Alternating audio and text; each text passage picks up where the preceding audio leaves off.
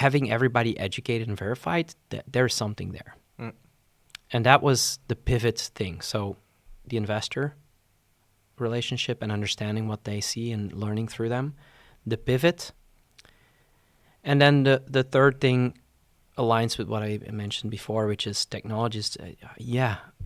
AI, data, blah, blah. All these terms, they don't matter. Ultimately, they don't matter. You can do the simplest stuff.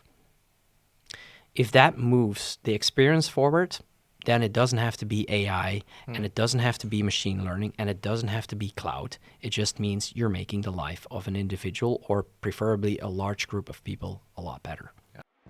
You gotta be brave. We are honored to have a very special guest joining us. He's an entrepreneur and tech professional with over 15 years of experience in Silicon Valley. During his time at companies like Apple, Google, and Borland, he learned firsthand about the challenges that enterprises face when going through periods of change. This led him to start Onsophic, a company that uses AI and personalized guidance to help businesses shift away from approaches to change programs. It is also the founder of Sales Nudge, a SaaS platform that helps sales teams close more deals by leveraging AI and automation. Despite facing numerous setbacks throughout his career, including the loss of his co-founder, he has remained in this pursuit of innovation and disruption. Today, he is here to share his insights and experiences with us and discuss how he is using technology to make a positive impact on the world. Welcome to Awake and Brave, and today we're going to do something special. We're going to do it in English because our friend here has 15-year experience in America working at Silicon Valley. Correct, yes. Can you give me some background how you started in the tech industry? Sure. Actually, I'd have to go all the way back till the early days. I'm talking being a kid, and I mean, I was the kid that my parents or drove my parents crazy by like taking apart pretty much anything I could take apart. The moment I figured out how a screwdriver worked, all hell broke loose. And so my parents tried to funnel that passion by, at the time, Tandy was it's Radio Shack in the US, and you could buy these things, like they were little construction boxes, they had some transistors and even solar panels on there, and with some wires you could do your own projects. Obviously, those had 25 experiments or 100, and so each year my parents would get me the more complicated ones, but ultimately there was a limit to what these things could do. And I was a sponge. I mean, I wanted to try new things. I wanted to take apart the radio. The tape recorder of my dad was destructed at one point in time.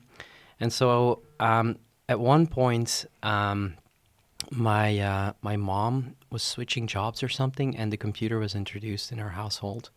And I must have been maybe 7 or 8 years old.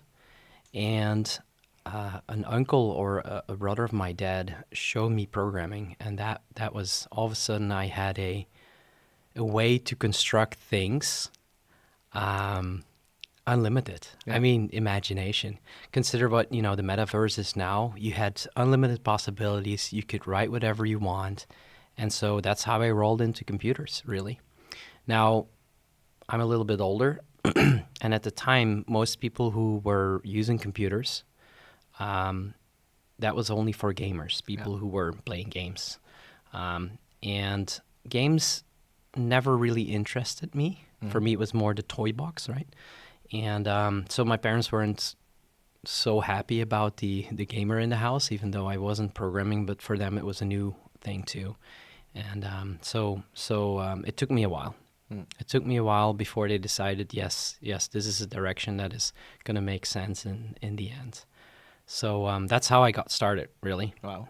Yeah. Okay. So you started with screwing out the hardware, and afterwards you're building your own. Yeah, that was something that was very common at the time, building your own PCs. Nice. And so I wanted to know. And that's also, if you look at my career, I wasn't just, or programming itself wasn't exactly, I wanted to see what I could do with the hardware. So I've always been on the intersection of what software with hardware can do and what hardware can do with software. Nowadays, most of the people are exposed to software, right? You've got your phone and you're taking pictures, and the pictures you know, automatically tag your dog and your mom and the kids. But in reality, a lot of software and specifically a lot of hardware is necessary to make that magic happen. Yeah. And so we are exposed from the user end, which is a great transition, something we may cover later, but it's a great transition between, you know, how does software and hardware together create an experience that makes your life better, which is ultimately what technology is supposed to do, Yeah. and not for the sake of technology, right? Okay, nice. And when was this? When did you do it? Did you study development? Yes. So originally I started studying VLSI, industrial engineering, it's called in Belgium. Okay. Yeah. Because it was the chips, right? It's what can a chip do and how is a chip built and what can you do with this piece of hardware? Because I wanted to be on the intersection. Now, at the time, there were two directions. Either you went all the way software or you went all the way hardware. The blend wasn't really available yet in Belgium. And first of all, that didn't work out. There was too much theory. It was too much technology. There was too much the math and the physics behind it. Even though I'm passionate about it, it wasn't enough to basically... So I ended up switching to software, which was also an option at the time. And so when I moved to the US, because that's how I actually ended up in the United States, when I started studying software at the PHL, now it's PXL, I think, there was a gentleman who is from this area, Wouter Borland, who went on a student exchange program with the university the year before me, and he came to talk about what that experience was like. And that was for me a light bulb moment, as in, okay, it's happening in the United States, I need to be there. Yeah. And so I did this exchange program with organized by the school, and in the U.S. It really gave me wings. Yeah. It was amazing because the Belgian school system at the time was very good. It's hard for me to assess nowadays, but was very good in bringing the basics, the foundation. But what the U.S. added to that experience for me was the experimentation phase. Once they figured out in the U.S. system that I was extremely passionate, they started throwing things at me to try out, to play with. It was a whole different experience, but to be fair to the Belgian education system, I wouldn't have been able to do that without the basic foundation I got here. Yeah. And you had an internship in the USA, or? Yes, so it was a student exchange program. That means you go for a semester to the United States, studying in Missouri. Okay. Everything you know about the U.S. through TV or movies, it's not like that. Okay. Missouri is the Bible Belt. It's the Midwest. It's a great place to be, and I miss it at times. There's definitely nostalgia there, but it's completely different from what we see in movies or TVs. But it was very good for me because it's rural, it's farmland. It is very much it enabled me to focus. Okay, Something nice. that through my life was very necessary. And so it was a combined studying. I needed to have, I think, 16 grade hours, and had to do an internship on top of that. Okay. So yeah, it was a dual purpose. And so what happened there was obviously, for people who don't know what compilers are, that's where my expertise is. And what a compiler is a programmer writes code in a tool, and he writes it in a language that exists. Nowadays, we're in the 3rd and 4th generation languages. And so a compiler takes that code and converts it to zeros and ones that makes it run on a chip. That's really where my expertise lays. Wow. And so that kept fascinating me. And so at the time, for the PC world, sort of the consumer market, there were two big companies that were doing that. One was Microsoft and the other one was Borland. And so I wrote a paper. We had to write a final paper in the university comparing these two technologies. And for one part of any paper that you write, you need to write about the history. And so there was, internet was just happening, and I couldn't find little data, so I did something bold and emailed the PR guy at Borland and said, "Hey, I can't find much about the history of Pascal and Delphi, and can you add to that?" And the gentleman was very nice to give me all that information. Said, "Hey, I'll provide this, and since there's like a history, would you mind if we publish your paper after you finish it?" And that's how I ended my first job in Silicon Valley. So you're famous in the US. I am not. Okay. But yeah, you call yourself an R&D developer. Mhm. Is that the compile? No, it's a compiler engineer is a pure word. Okay. That was not possible to study in Belgium. Dries Buitaert from Drupal, he was the one that I know of that did the first classes on he joined the compiler class. That's when Belgium started educating that, and I don't know today if that's still taught in our schools. Okay. Yeah. But then you stayed at the US. You worked I for did. Borland, Apple, Yes. Google. Yes. Shoot. How did that happen? So I was living in the Midwest, and I had a lady friend in the United States that I got to know during my university time, and so I wrote this paper, and then you start looking for a job, and David Inner-Simone was the gentleman at Borland. I emailed him back, and he said, "Hey, yes, we are looking for people. Would you like to apply?" Yeah. But Midwest and California are, I believe, 16-hour drive apart. So it's not. But the U.S. is, at least at the time, was pretty progressive in doing phone interviews and all that stuff. And so I interviewed there. Back in the days, yeah. Mm-hmm. Wow, Yeah. It nice. was a phone interview. I didn't have to go on site. And some of my best friends or one of my best friends is still, somebody I stay in touch with, was the interviewer at the time, together with 4 or 5 other people. And so then they opened the position, and I applied. And literally, this was at the end of 1999, because I remember well that I took the car in the middle of winter through Nevada, which is, not a desert then it's a snowstorm area, to drive and start my job. I had no idea. I didn't know anybody there.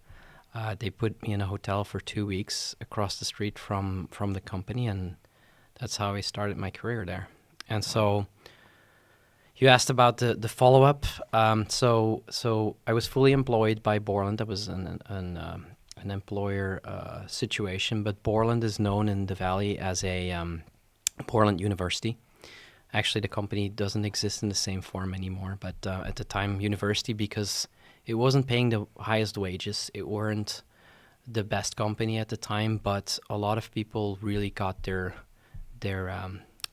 stripes there, because it was a good place to learn.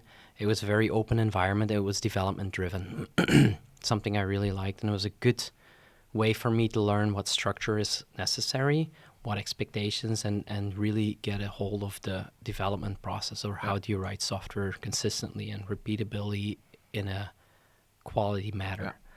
But then people started farming out to Google, to Apple, to Tesla ultimately, and so that network grows, and so opportunities arise. And yes, that's how the Apple story, because those were external contractor situations. They were also dealing with a challenge then of, this was before the iPhone came out, of bringing whatever they were doing onto a mobile device. And so, then there's not so many people out there who have experience with that. And then Google was a data project. That was basically Bob Evans was his name, or is his name.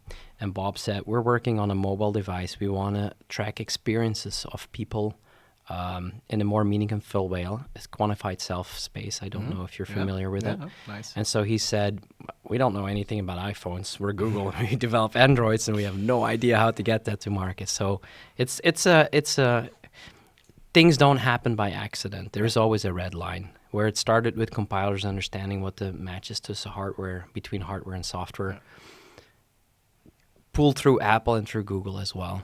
And so, and that is also why I started being an entrepreneur myself. I think I started the podcast by saying, and if you look at my career, I started off as somebody who wanted to figure out what technology was like and being in the Olympics of technology, right? Only to discover, and that this happened mostly at Apple, is to see that technology is just a means to an end, meaning what are we doing every day? What makes you passionate? It's the music, it's the studio, it's the video that we do here today. That's what people are really interested in. At the end of the day, if you have a family, you have kids, you want to have the best pictures, and you want these pictures available at all times, not in albums that you need to find and during a move or lost. You want to access them, and you want now to look at a picture of your daughter, right? Yeah. Technology can enable that, can make that faster, can make that more immersive. And so then I discovered that building things that makes people's life better and adding the technology component to that is a very powerful combination, which is why I ultimately ended starting entrepreneurship and building companies. Yeah. But it's an unusual story. Somebody in Belgium, I don't know, someone who is going to Silicon Valley to work as a developer there, and also not to work on hardware software, because usually you met people who build software code, but you were founding member of the device that it's working this way. No, I think it's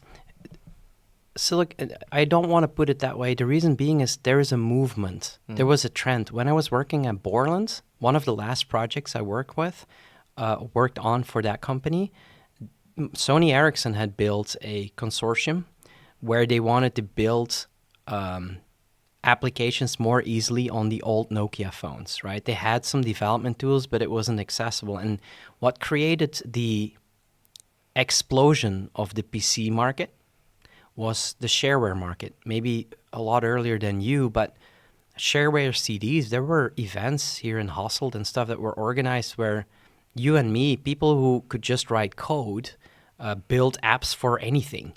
And that's what exploded the regular computer market. The same happened in the mobile device market. Apple saw that, and that's the most well-known example. But there was a trend in that market already. ARM had found it. ARM, building mobile processors that can run with low battery life and low memory, was built before Apple or even before Sony Ericsson. And Sony Ericsson already had this feel. So my last project at Borland was, how can we make developer tools available for mobile developers and actually make them shareware apps really easy? Because Borland was known for WYSIWYG coding. You drag a button onto a form and you drag a window and a Dropbox and you click it all together and it works. It's kind of like Visual Basic was for Microsoft. And so that was happening in the mobile world across multiple companies, at Intel, at Apple. Everybody was, I mean, from here in Belgium, it looked like, oh, the innovation and the dust of history or the fog of history has that one stand out. But it wasn't a unique experience. BlackBerry was happening. Palm Pilots was happening. The Treo was helping. So multiple companies were shooting at the same target with different engineers and different approaches and different hardware. But ultimately, the iPhone is what the most people are, and Android is what most people remember. Yeah. But the same happened. So why was Borland so interesting to me is because Borland was the key to that in the PC world. Many people don't know this, but regular programming for you and me, or anybody who is interested in programming available across the planet, didn't happen till GW Basic or Basic with Microsoft and Pascal with Borland.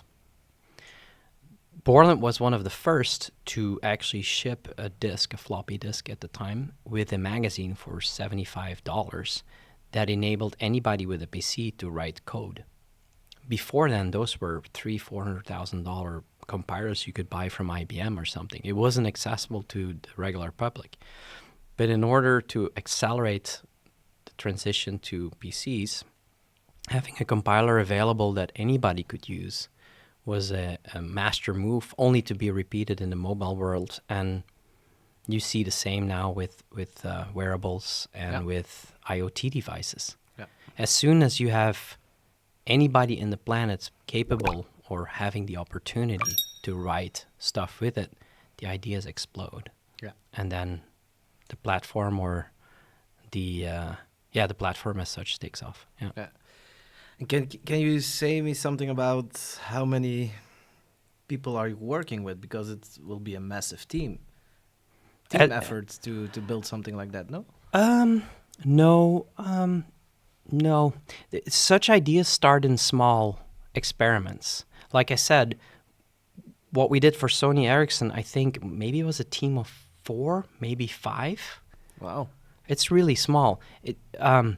The Valley, and you see this here too. So, but my experience is mostly there. So take it with a grain. But the Valley is very good in divvying up projects. What I was working was compilers. The device is not in existence. How the display works, how the battery works. Those are all individual teams working on what's the next thing on displays, what's the next thing on batteries, what's the next thing on software. So these teams are just, what it takes is at the time Steve Jobs who says, hey, we got some really cool touchscreen abilities and we have a mobile processor, which we know from the iPod. So if we combine that with that, we could build the next internet communicator device, because that's how we pitched it, right? Okay. It wasn't a phone. It was a more phone. thing, yeah. It was a internet communicator device. It's a music device. Those were 4 things that were the launch of the idea. Now, at the time, there were Blackberries. Yeah. True. It was a big brand. BlackBerry was huge. Yeah. BlackBerry was the first time, and that's why I talk about technology enabling things we want to do anyways. BlackBerry was the first time you could type emails. That what was it built for? It was before text messaging, WhatsApp, and all this. So you're writing emails on a device that is in your pocket at all times. So you can respond, communication accelerates, crud too much stuff. But so that was it's what people want to do anyways. Yeah. Right. Why did SMS die? Because phone companies were working really, really hard to make sure that you paid significant amounts. I remember at the time it was like a euro to send text message. So as soon as the internet, I mean, it's only natural that somebody found a way to send the same text messages just cheaper and more efficient and more immersive with photos and everything else. Actually, this is a fun fact. The guy who launched Borland, or the idea of Borland, is Philippe Kahn. Philippe Kahn was French, or is French. Philippe was the first one who met Anders Helsberg, who's the guy that developed the compiler for Pascal, the compiler language. He was also the first one to send the first picture over a phone. Nice. So for people here, go Google Philippe Kahn and go look up. When his daughter was born, he wanted a way so he could send the first picture of his daughter from the hospital to all of his friends. That was the idea. And so he had hacked this, I think it was his Motorola phone, to basically do a data connection to a modem, because at the time there was no, internet and stuff, so there's an old physical modem. Yeah, exactly. That went onto a server he had at home that was connected to the internet, and then spread the picture through email. Nice. That was the first. Yeah, it's the same guy. Yeah, he's from Santa Cruz too, by the way. I've met him. He was an idol to me. Yeah. And I think it must have been 2016 or 17. I actually ended up meeting him, and Nice. that's a pretty interesting guy. You also met Steve Jobs? Yes. Yes? Yes. Wow. Yes. Very tall guy, and at the time he was already pretty ill. But yes. Yeah. Was skinny. Skinny. I remember my wife was there with me too at the time, and she said, well, she's a medical doctor, so she said he's looking quite gaunt and yellow, which means there was liver problems. And even at the time, most people who were interacting had no idea about his illness. So yeah, interesting. Yeah, I love the guy. Only his marketing vision. I would love to have his marketing vision. Wow. Well, there's many people who are still alive that you could attempt to get onto the podcast. I mean, which are the key figures at Apple? Steve? The whole Wozniak? executive team. No. Yeah, that was the original times. But Yeah. Steve Wozniak was out of the company pretty early on. I Oh. think after, even before the first reign of Jobs. Oh, okay. Yeah. No. Apple has a very good C-level team. Yeah. Both the marketing, I mean, and many people cycle through that. A lot of people know Johnny Ive. That was the guy, the designer. And he was the one that enabled the comeback or the return of Steve to Apple. Many people don't know this, but Apple was originally founded, I think, end of 70s, begin 80s, and had a really good run under Steve, and then he was ousted out of the company to be replaced by other people. And so diversification and everything started happening. Steve started his own company. Many people don't know this also, which was called Next. Next was a company that built really good server hard and software for the enterprise market, because he had never been able to tackle that. But at the same time, he invested in Pixar. Many people don't know this. Yeah, I know. And Pixar, some of the early success that he had, even prior to re-innovating Apple, was Pixar was bought by Disney ultimately. So, and their claim to fame was, back in the day, was Toy Story. Toy Story was the very first Pixar, and there's, I mean, 91. yes. If you're interested to that, you should really. There's a lot of video material and content out on the web about how that happened and the challenges. And Steve was literally paying out of his pocket to keep that company alive, Wow. which is insane. But so to come back, how did he get back to Apple? Apple was struggling more and more and running out of money ultimately. And so he returned, I think 97 or 98, I believe, because Apple bought Next, his other company that was not so successful. As a matter of fact, I don't think it would live very long. And Apple ran near out of money within quarters when he took over. And so the first thing that he did is restructure the company, create focus, because Apple was making at the time everything from printers, photo cameras, everything. It was a mess. And he created the quadrant that said, we're only going to focus on this. We're cutting a bunch of projects, which pissed off a lot of people and left a lot of engineers. And there was also an external project. This was Tony. Was the guy he had left Apple and was working on a device to play songs in your pocket. And so that turned out to be, so he started working inside Apple again under a contract, start working on the project of an iPod, of an MP3 player, and then ultimately that became one of the Apple products that is very famous. But so out of that, when there was the idea of building a mobile phone, and now I'm telling a lot of stories, of a mobile phone, they were first thinking as an evolution of the iPod. And so you had actually two competing teams within Apple. You had the people under Tony that were working on building a phone-enabled iPod. And then you had Scott Forrestal, who said, no, we're going to use macOS, which is their operating system, and we're going to build it off of that with hardware to support that.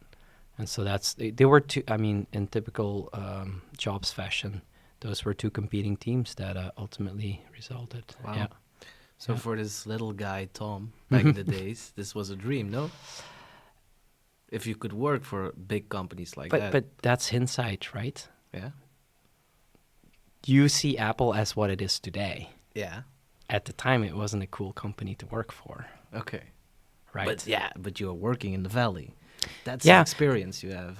Yeah, but also here for many people, Silicon Valley is a concept, right? and I've seen, I mean, over the years, a lot of people, Belgian or other, have visited the Valley, and you would see almost like Disney tours that would visit, and people expect the Valley to be, I don't know, something special, but ultimately it's 101, the freeway, that runs over a distance, I'd say about the same from here in Hasselt to Leuven. So about 45 minutes, with buildings on each side of it. It's not more than that, really. And most of those buildings are, just big offices. And if you were to walk into those offices, you would see cubicles, just like you would see here. Yeah. Sure, the valley had evolved. So when Google came in, you could see this whole trend in like open, more friendly spaces, collaboration rooms. These are all experiments that were going on there and finding ways to have engineers collaborate better and to deal with the challenges of people not talking to each other. Actually, Pixar, there's a really good book about that too, about how Steve organized it in such a way that the collaboration was happening, that people weren't just in their cubicles building their own things and causing no collapse whatsoever. But so that was happening in the Valley. So Silicon Valley is just that. Yeah. If you were to plant buildings on each side of the E314 here, it would not be any different. No. Except for there's a big logo Yeah. in the front that we all recognize. So if Yeah. you're talking about Apple, at the time, it was a company that was going bankrupt, with losing money, with probably not giving you a job in 6 months, right? That was what Apple is. Scary. Today, you look at Apple as iPhone, Apple Watch, all of these things. Like I said, the fog of history. Jobs made many, many mistakes too, and the teams. Jobs is just the person who represented it, but many mistakes were made along the line too. Yeah. But it's a good learning lesson for all of us, because we have this vision of Silicon Valley, like, wow, this is amazing. But they have also their struggles. Absolutely. The Valley is not, especially now, the last time I was there is November of last year with the passing of my co-founder. And so it's changed. It is like specifically San Francisco. And it was something that was coming all along. California is very liberal, liberal as in American liberal. And so you could see that the capitalism that Silicon Valley is and the money that it goes around there and everything else is catching up. Because if house prices go to $1 million or $2 million for a small bedroom apartment, maybe 2 rooms, then how is the teacher or the fireman or the maybe the mailman going to survive in that environment? How are schools going to be paid? So the Valley was at the time, because I haven't lived there since 2018. But you lived in San Francisco. No, so I started off, that's why I mentioned Santa Cruz. Borland was at the tip of Silicon Valley in a town called Scotts Valley. Scotts Valley was like 10 minutes away from Santa Cruz, which many people know from Jack O'Neill and O'Neill and surfers, and that was that town. It was a beach town, really lovely. So you're a surfer. I attempted surfing. I can't say I have attempted. I definitely not. But now you are an entrepreneur, so you're a surfer. Yes, You have yes, riding the wave. I get it. No, yeah, but also that's all. Many people don't understand that Silicon Valley grew because it was a blend between artists, free-spirited thinking people, and opportunity. Yeah. That's what really started Silicon Valley, and obviously technology evolution, the invention of the transistor and everything else. But that was a perfect hotspot, and the reason why it's so successful is it attracts talent. It has money because of successful exits, although we all know the recent Silicon Valley Bank story. But so there's still a lot of money there, and there's the university. So combine talent, education of talent, free-spirited thinking and artists with money, and you have a unique melting pot of opportunity. Yeah. Yes. I could Yes. live there. Back in the days, not now, maybe. Yeah, like I said, when I was there, I hear a lot of sad stories about San Francisco, and I don't want to pretend I know because I haven't. Well, I saw it when I was there in November, December. It was very briefly. But yes, things has changed. I think it's catching up. But what is good about it is, and that's something typical that we also try to do in Belgium, is fail fast, try new things, keep evolving. And if there's one thing that America has taught me, that is the best, or is one of the most successful ways of keeping things moving and to move forward. Even if there are mistakes like a Silicon Valley Bank or the 2008 crisis, as quickly as they get into it, as quickly as they get out of it as well. Or at least the mindset of that. Will that be forever? I don't know. Yeah, you told me also a story about when you find an investor Mm-hmm. in Silicon Valley, you have your own guy who is working with you. That was one of the things I found out. It was actually through Davy Kessens, who was also a Limerick, because you mentioned earlier you're unique. I don't consider my unique. I am one of the exceptions Yeah. to move out here. But there's many Belgians that have been successful and are successful in the Valley today. Not just as developers, because there are definitely Belgian people in the Valley, even working for Apple today. Okay. There as programmers. But there's also successful entrepreneurs, success defined by whatever you feel success would be like. But Showpad is one of the most successful startups that I know of. Louis Jonkere was in the Valley or has raised capital in the Valley.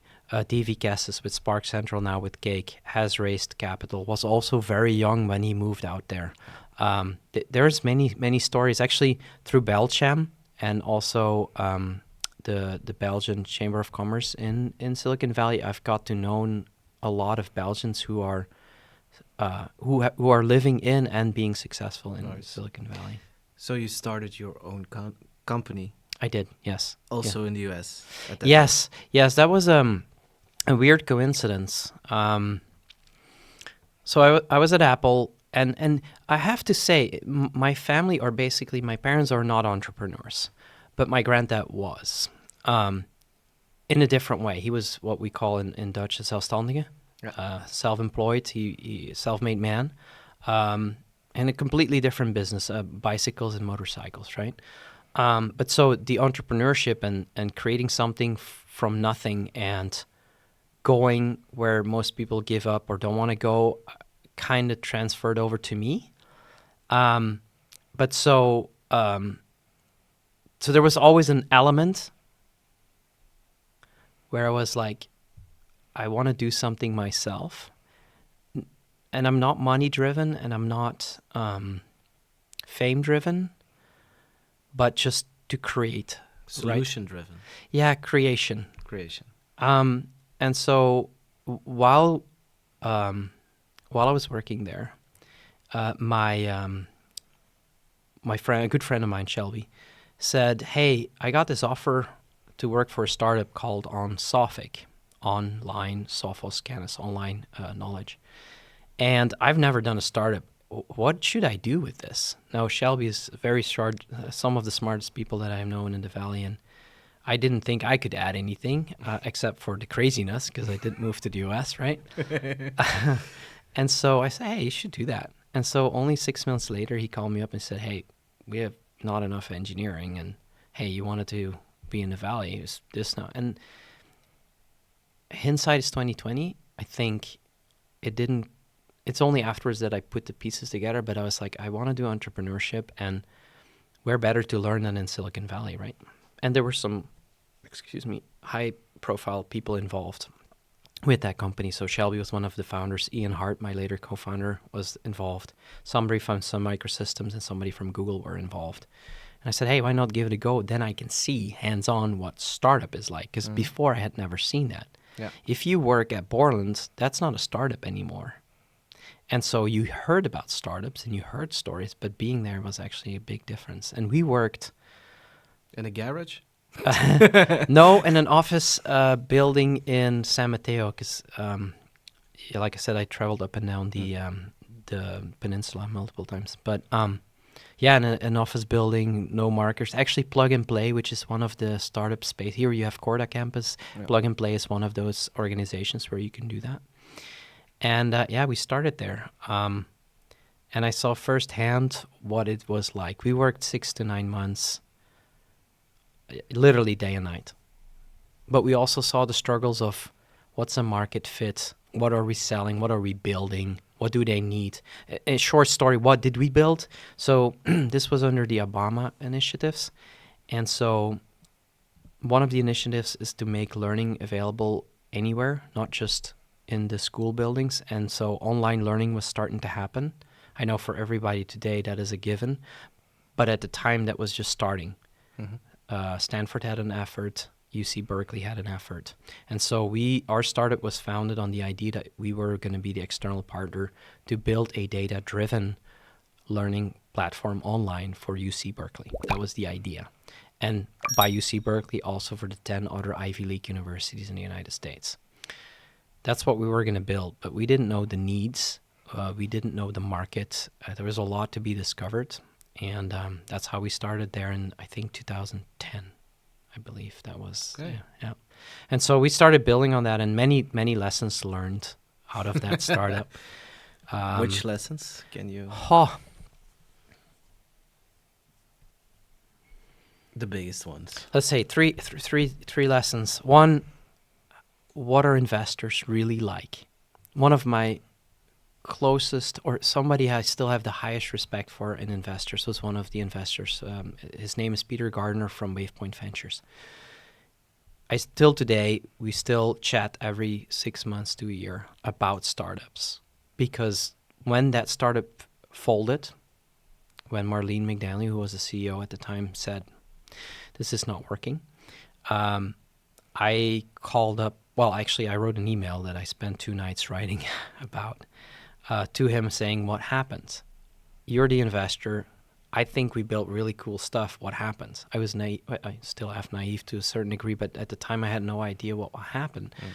And so that was one lesson, as in talk to investors, understand what they want, and understand what experience they bring, because they've probably seen thousands of startups before you, so they have a good picture. They may not know what it is to be in the middle of the mud with the boots on, but they have some ideas that I would take me years to catch up on. That was number one. 2, pivot. Pivot was Marlene, and I remember well, 6th of January 2012, we had a meeting. I was in Belgium. It was remote, and she said, "Okay, this is it, guys." And I said, "What?" "Well, we're running out of money. We haven't found any acquirers, so this is it. We're folding before we go bankrupt, and we give the money back, the remaining money, to the investors." And I said, "Why did it fail?" She said, "Well, we couldn't get market traction." "Yeah, but what does that mean?" And so she came out and said, "Well, this is the way it is. It doesn't work." And so I kept walking around with this idea that bringing data, because data is once again technology, but what were professors, students looking for? They were looking for ways to be more assisted in the learning process.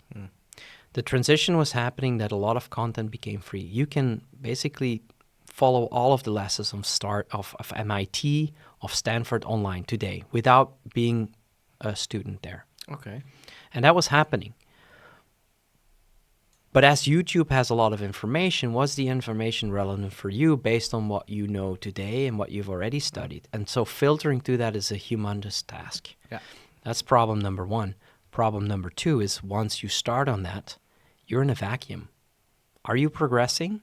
That's why a teacher or a professor exists. They take you along, they trigger you when you need it to, they support you when you're down, they will help you when you're struggling. And so we believed, or I believe still to today, that having technology that can analyze this and helping you forward is one way to change how people learn tomorrow. That was the idea behind Onsophic too.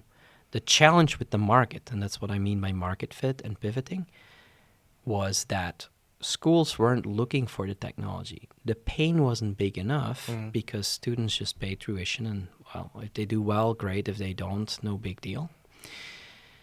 So adding tech that costs money, or money to build a company to build a tech that costs money, wasn't something they were looking for. And also the decision process in that market is a bottom-up. Individual professors, like Professor Stark, who originally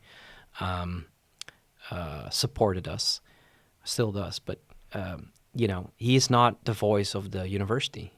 And so the competitors in the market, or the big players who, like Blackboard at the time, and I think it's still used today, were very hard to replace.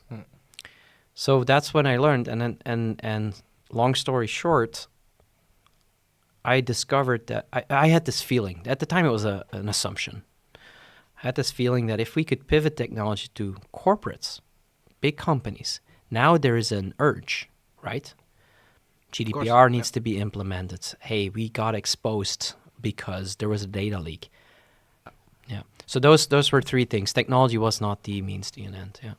And is it difficult to start a company in the US if you're Well, it depends on foreigner? what you mean start a company, right? Yeah, as a foreigner or No, not really. No. So I mean, the process of actually incorporating is very straightforward.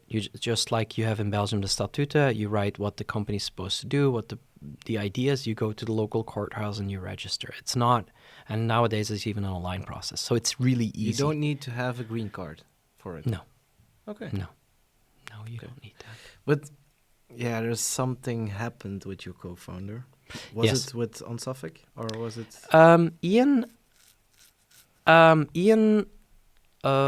so him and I got together for Onsophic, right? What we didn't know is that we were at Apple around the same time because he was his focus was rebuilding the organization. He was hired together with his friends and also partner Barry Wright to rebuild parts of Apple when Steve returned, specifically the professional services and also sales in the educational space.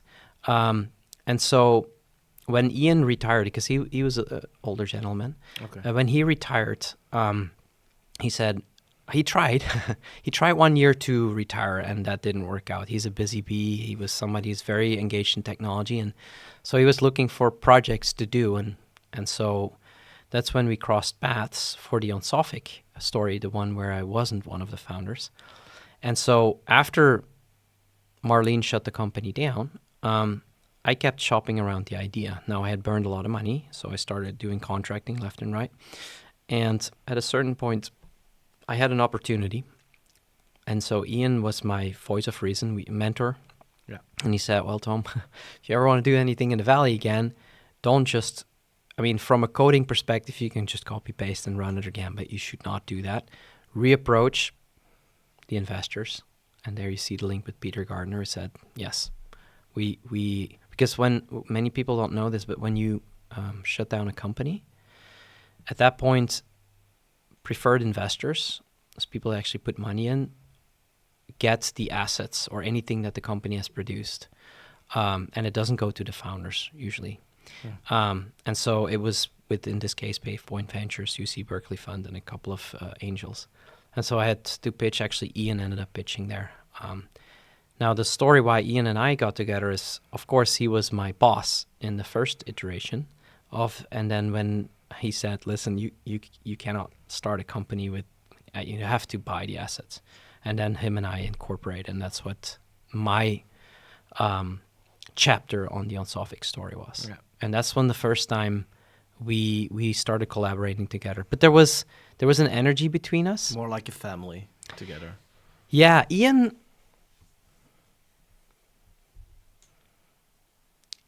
was in many ways family, because when you have a co-founder, there are very few people understand what entrepreneurship really is like really. Yeah. As in the bad days, the first hire, the first fire, financial issues. And so I was very lucky with Ian that he was a mentor co-founder, as in somebody who had enough mileage to say, all right, Tom, I know you're upset. Let's talk about this. Let's figure this out.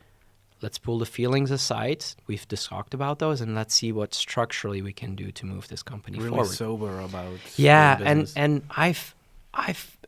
I don't remember at all him being angry or upset. He was there's a few occasions, but most of the time we were very well aligned. And he also said, listen, we talked about this when the company was in dire straits in 2020. He said, listen, remember why you started the company? I said, yeah, but we money. And he said, no, you started the company because you wanted to know what it was like to start a company. You didn't say successful company, Tom. You said, how do you start a company? How to build a company? How to build technology? That's why. And you'd be extremely unique to pull that off in the first go without any experience. So get off your horse, put things into perspective. You always want more. Think about what this is. And so I said, all right, well, but why did you start the company? He said, well, I retired and I was not very good at retirement. And two, I wanted to stay busy. I wanted something that engaged me because he had a concern about getting older and losing it. So he said, no, I wanted something that was actively involved in, not doing day-to-day tasks, but that I could be engaged in and actually add some of the values in building teams and stuff, I am very good at. And he said, I've never built a product company. I've done services companies, successfully sold that. We got acquired by Apple. All of these things happened, but I never built a product company. So I want to see if we can do that. And so that's, in the family part, you're joined at the hip. It's dating, it's marrying, and it's going through that. Now, we knew all along Ian was a lot older than I was. And so, but the thing is that confused me was he was never, you could not see his age. You know what I mean? He was faster with an iPhone than I was. He would pick up things, and obviously because he didn't have any children, he had a lot of time to read books and stuff. He would be my back channel if and so he was very much with it. It was a key figure in the company as well, and for you as well. Yeah, and it's hard because sometimes when we were speaking with investors or people who were just asking about the company, but what Ian does? Well, Ian and I, it's a team that is. Yeah. It's not because he doesn't do things, as in. Well, he was involved in the financial part, but meaning like going to customers and stuff like that. Why isn't he doing that? And I said, well, this is the arrangement.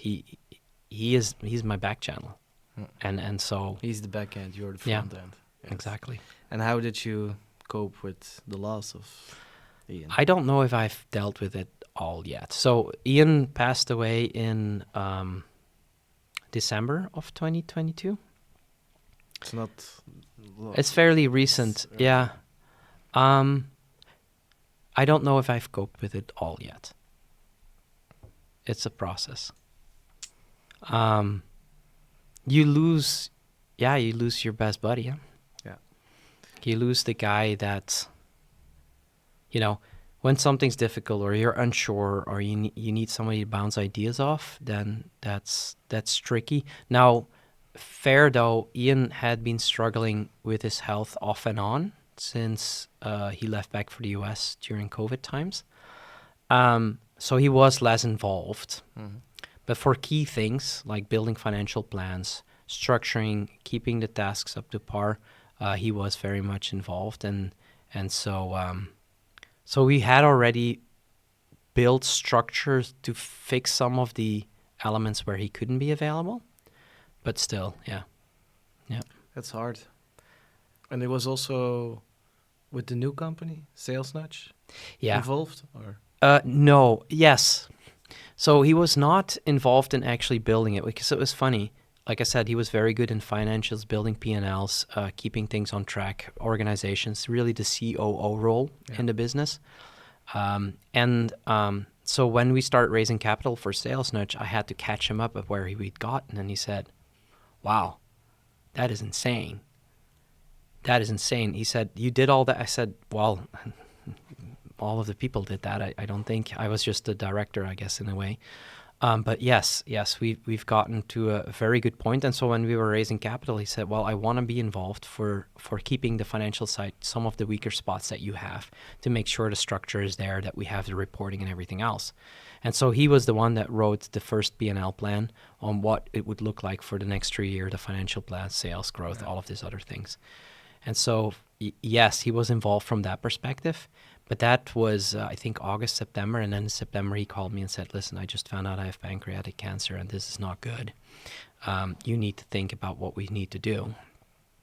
And I said, well, what do they give you? But they usually don't give you a timeline. And he said, well, should be good for a couple of years. And well, that's ultimately not what happened.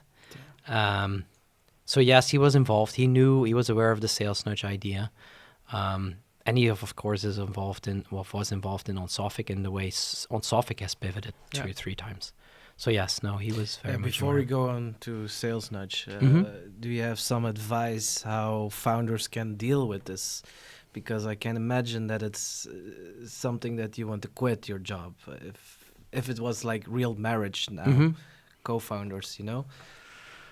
I think it's too early to give advice, really. Um, I did a session, I think a couple of months ago, organized by Cresco, our legal advisor, and JCI, where, you know, the whole practical side of things about, hey, stock ownership, this and that. And I think it's important to do, but I wouldn't give that advice. I mean, I think it's important to divvy up, and when you go work with a co-founder, because if you look at the main reasons why startups fail, founders' arguments or disagreements is really high up there. Yeah. And so that's why I said I'm not sure if I'm the right person to give advice, because I think, given based on the data, a unique experience with somebody who was very much a partner and a real co-founder all the way through, good and bad. So losing him, can you prevent that? I mean, it's kind of like the Apple situation. Steve fell away. He built a structure and everything else to keep the company going. Clearly, it's been more successful than it was during his times. But in a startup, I don't know if I can give any advice there at all. Yeah, it's hard because you need to talk about it up front before something happens. Because what you gonna do with the equity? Mm-hmm, mm-hmm. Where does it go to? And yeah, that's. I'm sure there's people who have better experiences there or have more advice than me. I wouldn't say lawyer it up, because that's going to kill the relationship anyways between two founders. If you need to look at all like the exceptions, you're going to deal with a mess anyways. We need to look now to he's built a trust and all these other things, and that needs to happen. Can you do that before he passes away?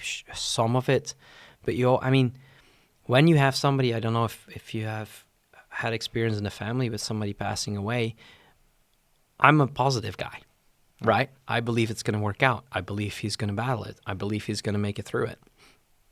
And so, is that naive? Maybe. Yeah. But, you know, being a founder is partially going where nobody else goes and believing in something where everybody else says, that's a bad idea. Yeah. So. But the spirit is much alive because there's a big community supporting Ian with an event in Manchester. Yes. Actually, on Monday, I'm traveling to. I mean, I think this is going to be postponed, or the release is later. Yeah, true. But this coming Monday, yes, his brother Chris, that I've actually never physically met, so I'm really looking forward to that. And his family in Great Britain, or actually Manchester, are going to organize an event that I'll be flying out for a day. I mean, that's the advantage in Europe, right? Did he pass away in America or did he in the came US? back? Yes. Okay, so his family didn't saw him.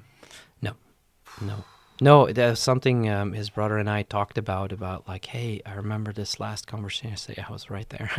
Damn. Yeah. That's crazy. It is building a interesting. business and losing your best friend, who is also your mentor. Yeah. But to be fair, Ian and I traveled out there. That's why I was in the US in November, December time frame. It wasn't a situation where we had a lot to talk about still. Meaning, I have to say this before you pass. It was more like, hey, how's it going? Thanks for helping out. You know what I mean? Yeah. So we were in a different state and frame of mind. We didn't need to say our goodbyes. We didn't need to talk about how this sucks. It was just, hey, rough day. Do you mind reading some soccer results? Sure, I'll read the soccer results. So that made it very easy, because I also moved back to Belgium or traveled back to Belgium before he actually passed, because when, you know, there's a lot of logistics to go when you have cancer and there's palliative care. And so when all of that was structured, it doesn't feel like you could add much. And hopefully that gives a picture of where my mind was at. Yeah. We didn't need to say goodbye. Yeah. Same goes with the company. We knew this was it. Here are the challenges. It was very much structured between us mentally to do that separation at that point. Still, you lose somebody, right? Yeah. And that is always hard, no matter whether that's your co-founder or not. Yeah. I cannot imagine what it must feel like to lose a partner or even your child which I have no experience with, so I can't compare the experiences, but it's probably just as hard. Yeah. And Onsophic is sold, the company? No. No, actually, that's a good question. Onsophic, so what we started in 2015, if you look at the journey of that company, I would say it could have been 5 startups. But we were bootstrapped, and that was also one of the reasons we set that up that way. Because this was my MBA in entrepreneurship, right? It wasn't, we're gonna build a company to get forever rich, or it was, I need to learn how to build companies. And so Onsophic started off as I mentioned, the original Onsophic. This is a platform that enables interesting insights and guidance for people who are trying to learn something as quickly as possible and verify it. And so lots of things learned. We can, no use going into that. But one of the things I discovered was, hey, the market is not looking at that. The market is looking at how can we create results, and what initiative, no matter whether it's learning or anything else, causes us to move faster, and how can you change the habits of people, which is much more challenging. So that pivoted. And so the original learning platform was acquired by Stellar Labs, a really cool guy. I mean, we connected virtually in COVID times, Raf, Seamus is his name, and it clicked. Chemistry. Chemistry, the same values, the same desire to move forward. He was very much in how learning works in companies. He had he's collaborating with Stella, who is an expert in neuroscience and has written many books about learning in the corporate space. And so when we met, we were talking, and you could feel that they were struggling to get a platform, because bringing this knowledge to companies was very much consultancy based. And Raf, having built other companies before, saw that we need to build a product so we can repeat it and have a lot of people experience these advantages. And so they were struggling with the technology, and so we sold the original platform and the data layer to them so that they could start building structured experiments in, I think, 2021. Yeah. So the license is directly... Everything, ownership, IP, everything is to Stellar Labs. Still, Onsophic still exists today, because Onsophic helps company transition through change much faster. Okay. And it's more a data-driven platform, which actually is the seed, the idea of what Sales Nudge is all about. Okay. Yeah. Tell me about Sales Nudge, your startup. Once again. Another startup. How old are you now, Tom? How old I am? I'm 45. You see, you're never too old to get a startup. No, actually, you should look it up. Data points to successful startups that have an exit at some point are usually started or run by people 40 up. It's a higher chance. The crazy ideas and the pushing and everything else definitely happens at the 20s, but there are other complications that cause those startups to not always be as successful. But some people, I'm too old for this. No, Even a friend of mine, I'm 32, No. mate, I'm too old. No, you're not too old. No, good wine is old, yeah. Tell me about Sales Nudge. Sales Nudge. Brief pitch. Sales Nudge is a software solution that enables people running a sales organization, whether it's internal or external, doesn't really matter, to basically consistently hit sales targets, right? Specific right now at the SME market. I'm talking companies with maybe like 30, 40 people up to 100 to 250 people. When these companies scale up, it's very hard for them to manage the sales team. Sales teams is a very emotional experience, right? Yeah. You make connections between people, you offer your product, you try to determine the needs, the budgets, and so on. And so it's very much run from non-metric basis. And so if I tell a founder, hey, what's your revenue target next year? What do you want to hit? We want to hit €1 million next year. Okay, great. How are you going to do that? We're just going to work hard, and I have a good feeling about this. That's not how you should run a company. A mean, it happens a lot. I'm not saying it's not been successful, but if you really tried running and scaling up a company and hitting sales targets, you need to see what does it take, right, to hit 1 million. That means you need to have at least X amount of proposals of X amount of euros out there. You need to have those proposals, several meetings, and for several calls. Today, if I ask founders, and I've spoken with 300 plus people, sales managers and founders, that's not a clear picture. And so we want to bring that to companies. So because salespeople are looking for, what do I need? I mean, you tell me to do this, you tell me to meet with that, but in the end, I don't know what you need me to do. And so here's the opportunity to build a platform to help these people as much as we can through the sales process, to keep the focus, to make sure nothing drops off, and to help them find the connections that are needed. Yeah. That's what sales nudge does, really high level. Yeah. The reason, and that's the market opportunity, you can see that digitalization is happening, right? We all talk about it. It's been all over the news, but what does that really, really mean? We think we're very far ahead in digitization. And it's not because we use iPads and computers that we have digitized. A lot of processes in the healthcare, in education. I mean, honestly, if you look at KU Leuven and University of Antwerp, they are still very much a brick and mortar business. Yeah.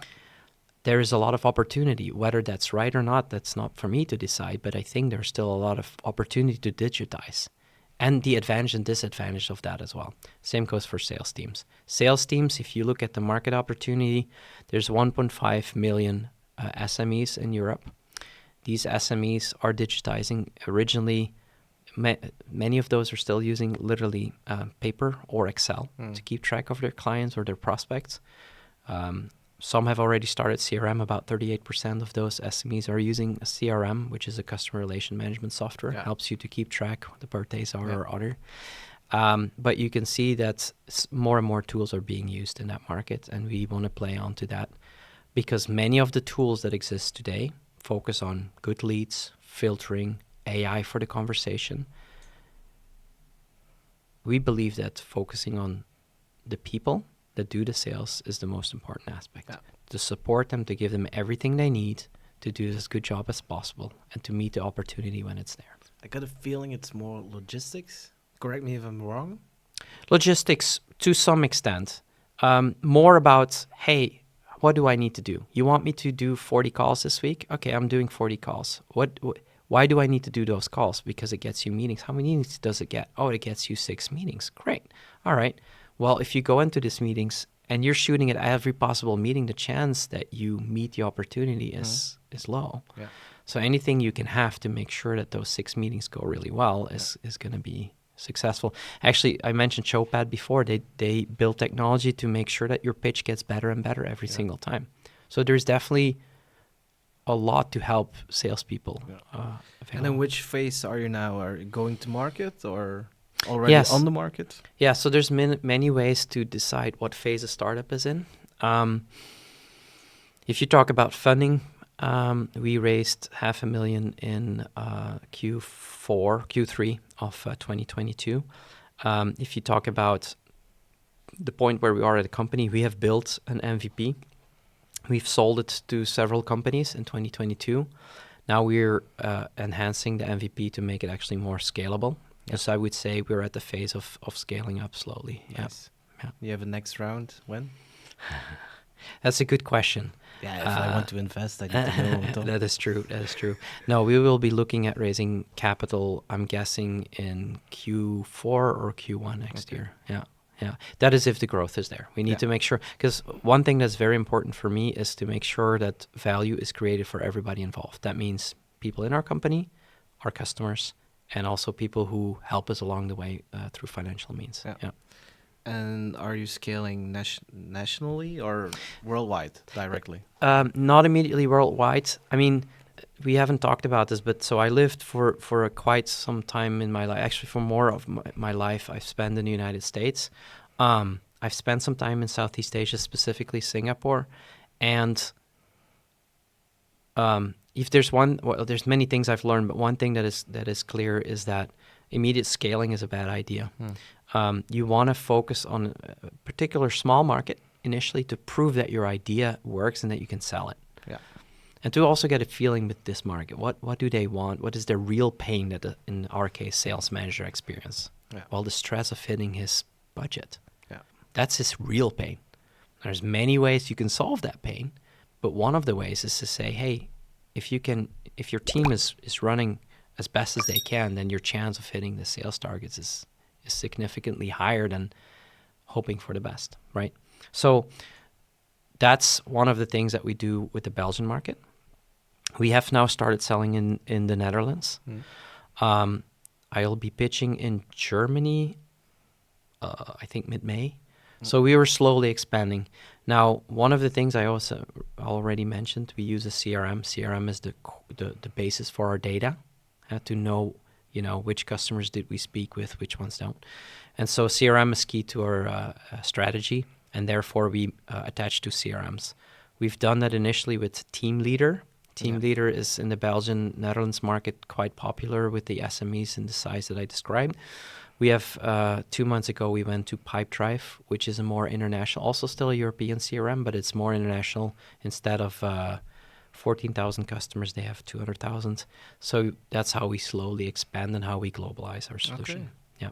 Nice. But there's also artificial intelligence in your platform. We are experimenting with machine learning. Artificial intelligence is a high-level term. Yeah. What it really means, artificial intelligence, is having software, hardware, create the notion of intelligence. If you talk about ChatGPT, it really feels like you're talking to somebody and giving them tasks that create realistic results with a grain of salt. So talking about AI is less. I come from the technology angle, as I said. I think machine learning makes it possible to recognize the patterns that then enable smart insights that can seem coming from a human. But I'm also somebody who sees it once again as a means to an end. Humans sell to humans. Very important distinction. You and I have a connection, and we need to build trust. Yeah. And a robot, I don't know if it's ever going to be able to do that, but it will take a while if it ever happens. And so, just like with music, do you want a completely digital DJ? No, you don't. What you want is a DJ that says, hey, if I need to listen to these 700 new pieces of music, it's going to take me 6 years. But if the AI already selects me the top 40 based on simple rules, then I'll listen to these 40 and I'll pick the playlist that is going to make tonight go crazy. Yeah. And I see this, To the the humans... giraffe, Yeah, to the giraffe in Leuven. Yeah, let's go. No, but that's what I see with AI. AI is going to be, I believe very strongly in assisted AI, pure AI. I'm not saying it will never happen, but... GPT-4 is now out now, and they also released some documents about GPT-5. It's correct, coming in December this year. So you have text to video. It's crazy. And they also have touch already announced, and they teamed up with 1X in Scandinavia, and they're gonna make robots. This will be crazy. It will be exciting, but we'll see. No, but I mean, if you don't know anything about technology and you look at ChatGPT, it's an amazing experience. Yeah. When you start digging deeper, you understand that it has its limitations. In AI, and I'm not the top expert on AI, but in AI, you've seen steps, right? The first time we were able to do image labeling was, for many people, crazy. What? My phone can tell me that this is me and all of the pictures of me? Wow, that's crazy. Or my girlfriend, or... Yeah. And so that is, for us, for non-technology people, insane. But it doesn't mean that if you can do that, tomorrow robots are going to take over. No. There's a huge gap. Same with ChatGPT. Decision-making process, the logic that we use to choose A over B, or to decide when you're in a car situation. Our instincts are very hard to replicate. They can be simulated, but not replicated. Yeah. There's a big difference. Simulation means it looks at so many cases and tries to do the same as what happens in these cases. I think that's going to take a while.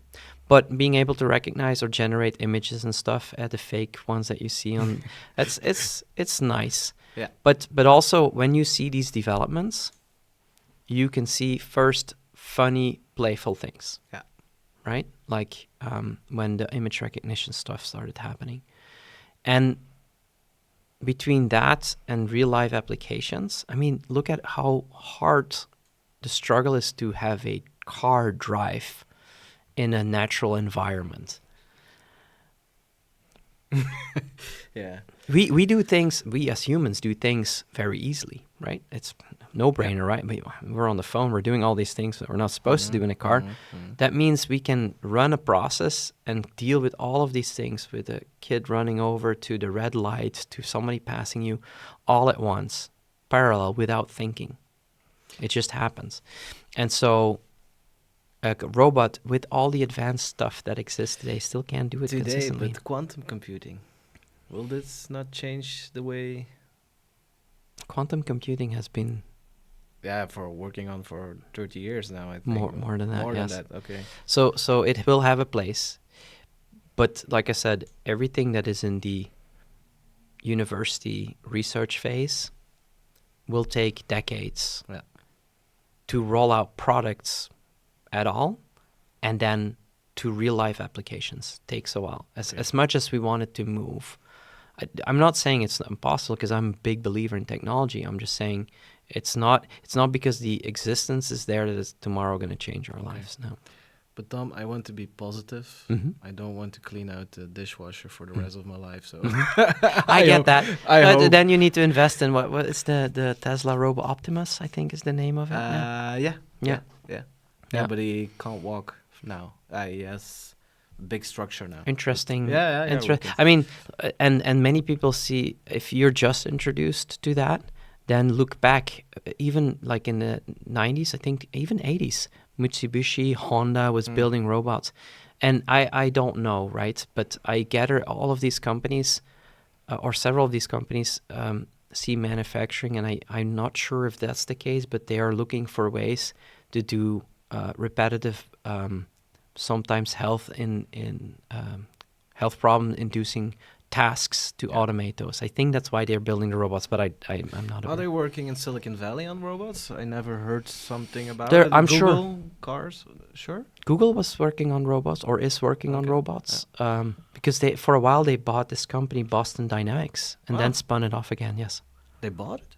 Yes, it yeah, spun out yeah. again, but yes, Boston Dynamics, I believe, don't quote me No, on no, this, no. but I believe that they... Yeah, they are working on a self-driving car as well. As like Tesla. This started really early on with the DARPA project. When I was just started in the Valley, DARPA was organizing somewhere in the desert the first self-driving thing. Wow. Yeah. And DARPA is a research project by the American government for looking for next level technologies, usually for defense, but yeah. Yeah, there's a reason why Tesla is not getting permission to fully drive automatically, only between some parts in the USA, I thought. No, as far as I know, I always need to quote, but the full self-driving is available within the whole of the United States. Really? FSD, yeah. Now, FSD, to clarify, it is called marketing full self-driving, but in reality, it's attempting to simulate how people drive, and is pretty good at it. And especially if you see it the first time, you're impressed. But there are many corner cases that still take a lot of time to fix. It's a good idea that Tesla had, that they every car has so many cameras, that 9 something like that, 9 Yeah, cameras, something like that. Yeah. and they retrieved all the data from all over the world from every car, and that was really smart to do because you have an advantage against Mercedes, BMW, and stuff like that. Yes. There is a good book, and the name escapes me now, about that. Tesla wasn't the first one to do it. No? If you look at, so Waze is an Israeli company, and so Google was working on Google Maps before Waze, or at least before that Waze was acquired, and so one of the biggest challenges Google was dealing with was changing of the roads, right? Maybe there was work going on or something like that. And so Google Maps would always be outdated. And so that's why Google had a lot of cars on the road driving, gathering this information, which costs a ton of money. Until somebody said, hey, hold on. What if we engage users to report this stuff themselves? And that's what Waze was, or still is. Waze is still very popular. To report, there is a speech camera to report that I can drive this road. And it makes it really easy. And all of a sudden, Google scaled the humongous, expensive task of driving the world constantly into people are reporting the problems for us and therefore updating their systems. So just like what you mentioned with self-driving, that idea has done many times, has been happening many times over, yeah. Okay. Yeah, Tom, I will go to the dilemmas because I think if anybody's watching now, thank you very much. Mm-hmm. And yeah, we're going to do these dilemmas. It's 5 dilemmas, and then we're going to finish off the podcast, and you can come back when you're advanced with social nudge, sales nudge, social runners. Yeah, maybe we can do something together. Yeah. Yes. Website or socials? What do you think is better to work on? I see socials as an evolution of website. Yeah, that's true. Really briefly, if you see people have the need to communicate or to share about their lives, and that really early on started with Alta Vista and these really early Yahoo had where you could publish your own website. That was a lot of work. Yeah. Then blogs started happening. You can type much more easily. Then Facebook started happening, and with an app you can post something immediately. So you can see the transition. The basic need is people want to talk and share things about their lives. And we've seen the negatives of it too. So social is an evolvement of a website, in my opinion. Yeah, I never had a website for my marketing agency. Mm-hmm. And even now, I didn't post for 1 year. Mm-hmm. I still got calls Yeah. for marketing projects. So social media is my website. Yes, and that makes sense. Yeah. Okay. Silicon Valley or the Corda campus in Hasselt? That is a tricky one, because I'd have a lot of questions about the company or me personally or It's both your have story. exactly. Corda campus for now. Yeah, with experience of Silicon Valley, I think. I think so.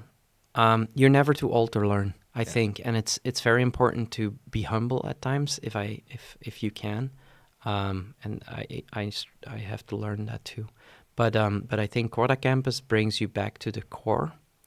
It has a great environment to start up a company in a very safe environment, where you get exposure to the Luminous and the Mobile Vikings, as well as some other people who are just starting.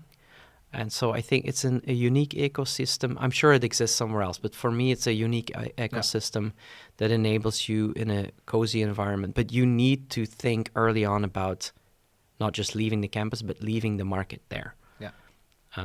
But so, yes, Corda Campus. Okay. Google versus Apple.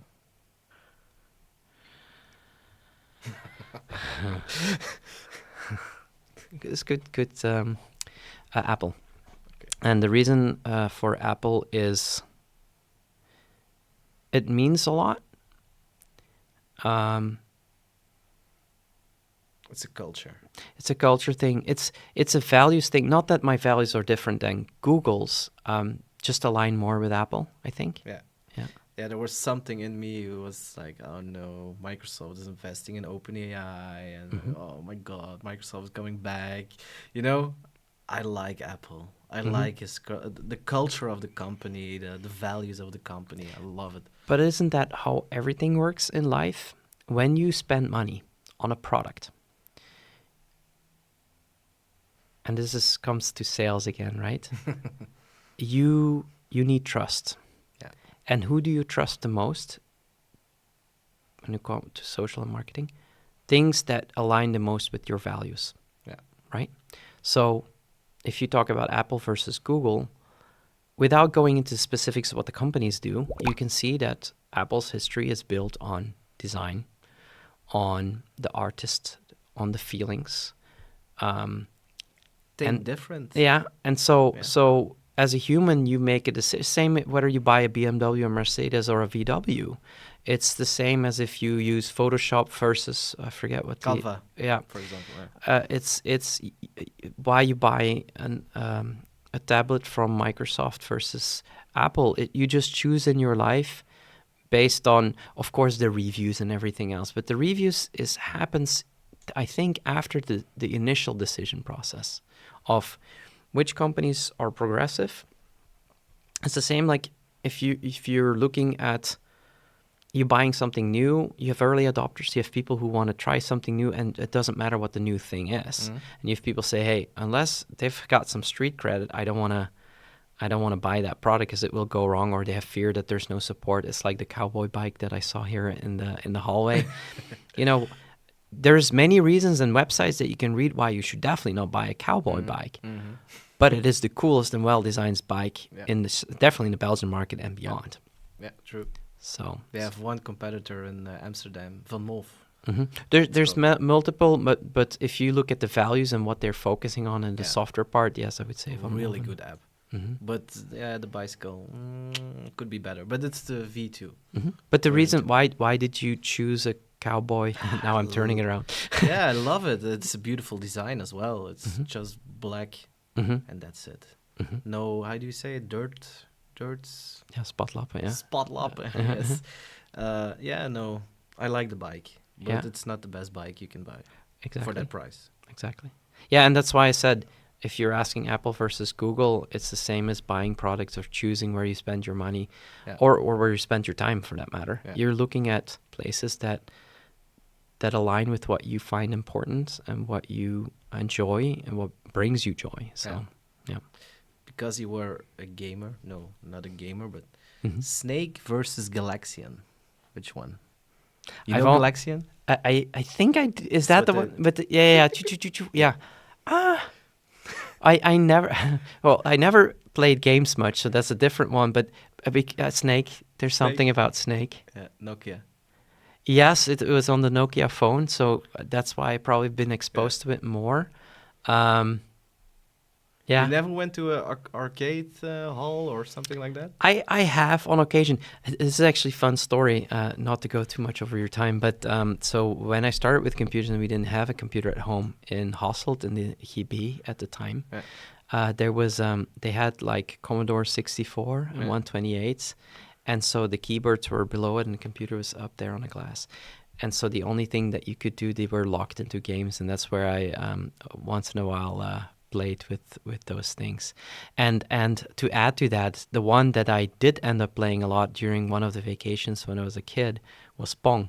Yeah. With the two things. Bing, bong. Yeah. Yeah. A very stupid game by comparison of all the 3D and great stuff that you can do today. But, at the time, making a computer do that was insane. Yeah. Okay. Then the last one, Steve Jobs or Tim Cook?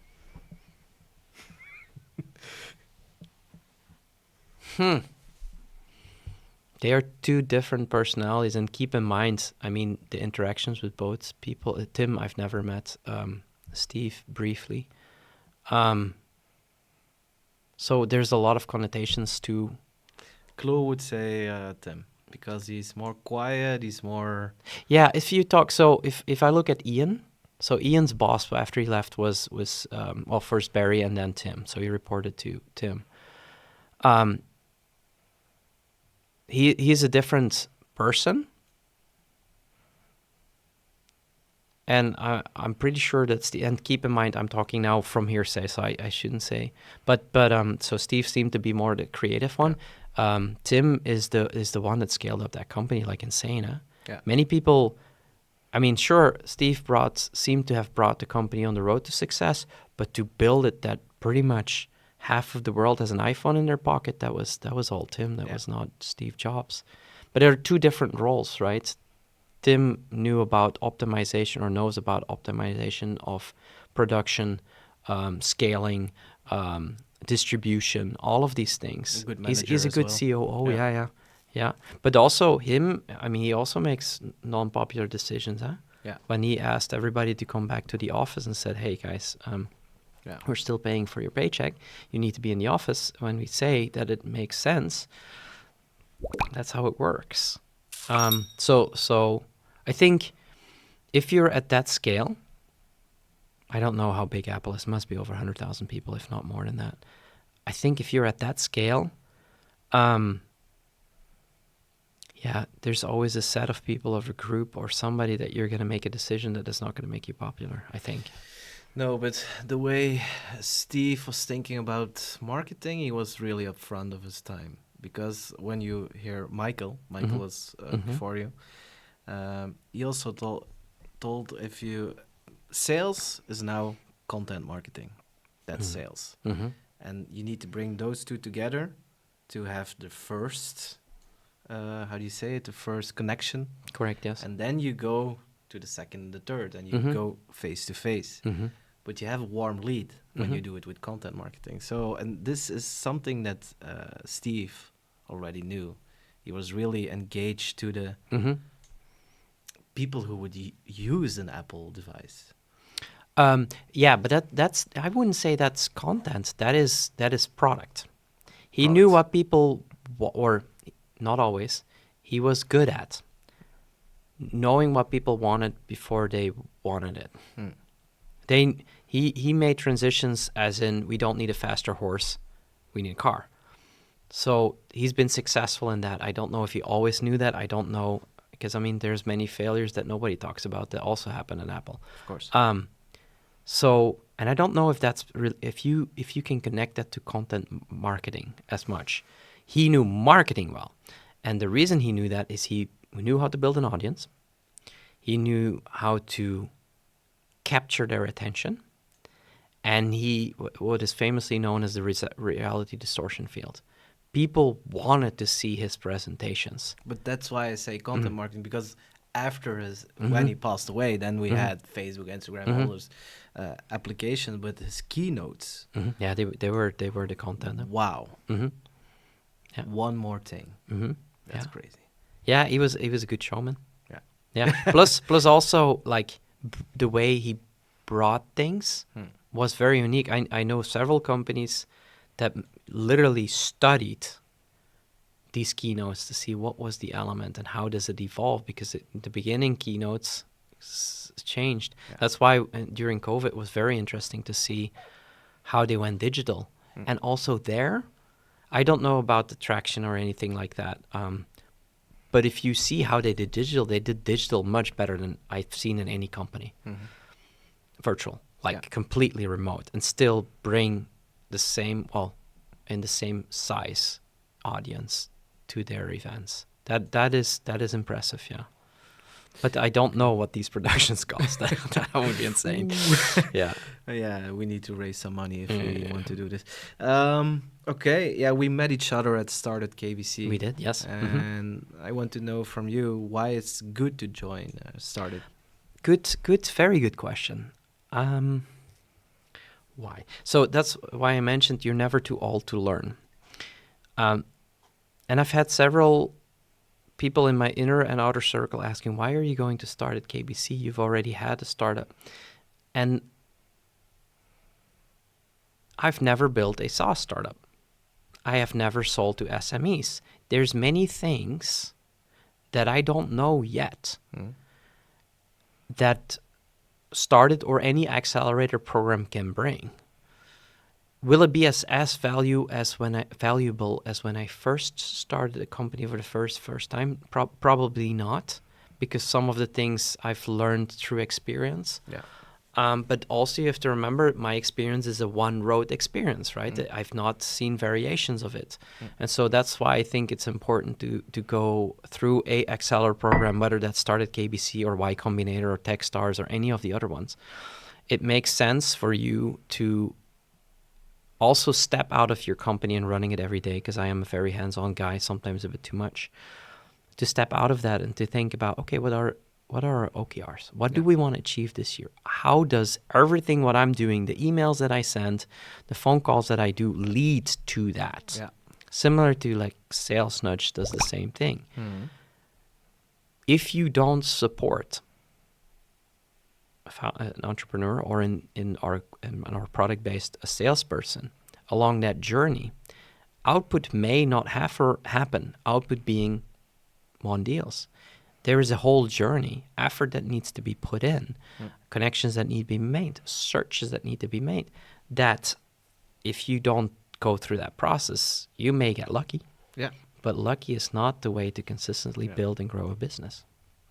Yeah, it's true, because it's my first time I'm building an internet platform, and it's totally different of my marketing agency.